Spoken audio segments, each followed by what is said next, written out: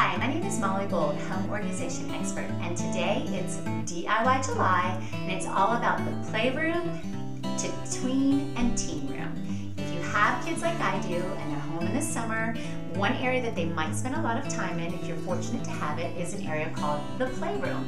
But what happens when either nobody's spending much time up there anymore or it just isn't outfitted the way that it needs to be?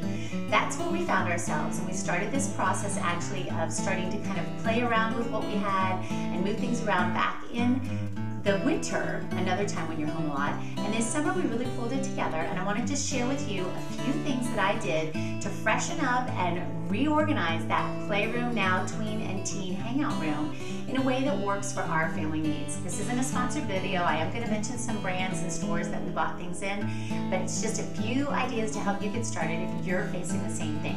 So number one, decide how the space is going to be used.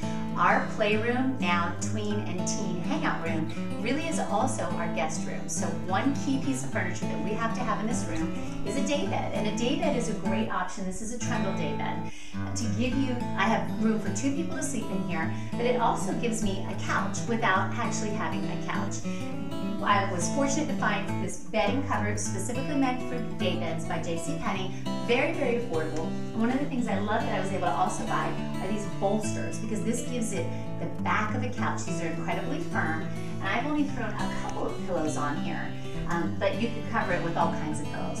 You'll notice that I've got the kind of navy, lime green, and white theme going. The reason why I stuck with that color scheme is I cannot afford to paint the room right now. I do need to get a different window treatment. That is something that I'm waiting on. So I really went back to what colors would look together and would kind of be fresh and timely for the age group. And lime, navy, and white not only went with the pieces I already had, but it also kind of really updates the room and gives it that fresh look. The next thing that I did was to make it have that decor element.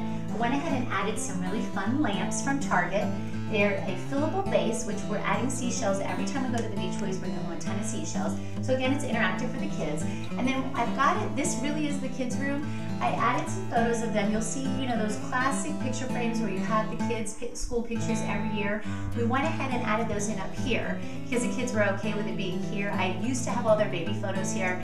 Yeah, the teenagers especially weren't all about that anymore.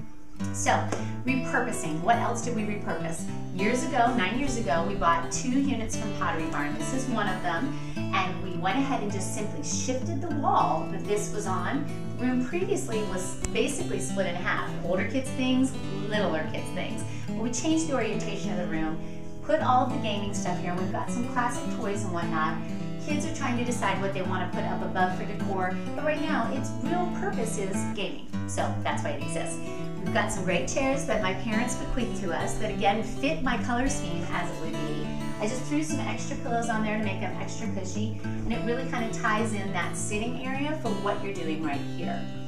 In the name of repurposing, we've deconstructed the other unit that was along the wall and created a very necessary space. This space is, I still need a little bit of play space here. My daughter loves to play school, so we created just one wall area right here for her with some of her school things. It matches the decor, it's not intrusive. She doesn't spend a ton of time up here when the older kids are here, but if she needed to come in for something, it's not her Barbie house, which is still very proudly displayed, but it is a space for her to come and play with her friends when she's up here. One of my favorite repurposing is in the deconstruction. We were able to take the base of what that unit was and create a window bench. And the genius here is there's a store locally called Steinmart. These are doggy beds, and these were the perfect size cushions to cover the top of this. Didn't have to do anything custom, $19, and I was on my way. So those are the things that I've done to basically freshen up that playroom and convert it to a tween and teen hangout room. It's not grandiose, it's not some big gaming center. It's a room that's multi-purpose as it ever was. It's a guest room. It's a place to watch movies. Yes, it's a place to game. It's a place to have friends. It's a place to play. It's a place to play board games. And hopefully all of the elements that we've repurposed and the very few things that we brought in fresh and new make it still work for us for where we are today. So if you're working on a playroom renovation, not just changing the decor, because that's the easy part. If you have a budget, you can do anything. It's about changing its purpose. I'd love to know, what are you most concerned about and focused on? in transitioning your room from a playroom to that tween and teen hangout room. We've got a great Pinterest board with all kinds of ideas if you're in this stage. I'd love to know, what do you like best? And as always, thanks so much for stopping by. This is a great project to do in July because you can engage your kids. And if you're brave enough to paint, you've got some ready-made labor right there waiting for you. We'll see you next time.